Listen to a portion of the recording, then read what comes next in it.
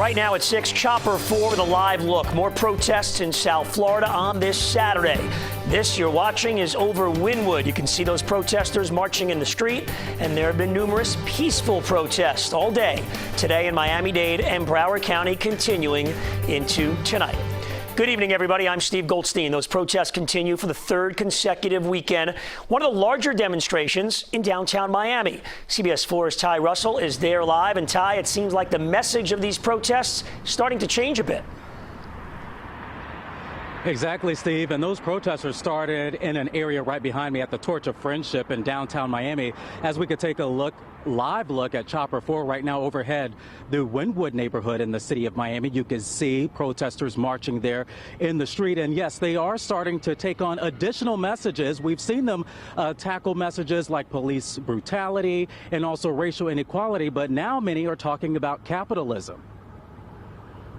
If we don't get it, shut it down! If we don't get it, shut it down! A group of protesters What do we want? Conditions! What do we want? Now! marching once again in the streets of downtown Miami. There are certain things that need to be met. Once those are met, people need to go back into their communities, and they need to reinvest in those communities at large, and that is what we are here to do. This is an organizer originally from New York who has been in South Florida since January. He has helped organize several protests. We've seen messages saying Black Lives Matter, stop killing black trans women, and signs about inequality. So changes need to happen all over the world. Miami-Dade police announced a ban on chokeholds, and a county leader will introduce a citizens oversight panel. We are also seeing more messages from organizers. Some have issues with capitalism. This is the crowd Friday in Brickell. They marched throughout the city of Miami. The protests here have been largely peaceful, but when it came to the defacement of Ponce de Leon or Christopher Columbus, they got real violent, and that is unacceptable. It is people, not profits. It is people, not property. Wednesday, Miami police arrested 7 people. That's after they showed up to arrest those accused of vandalism. Someone spray painted 2 statues, including controversial figure Christopher Columbus. There was then a clash between police and protesters. Miami Police Chief George Colina talked to us Thursday. Knocking things over, vandalizing statues.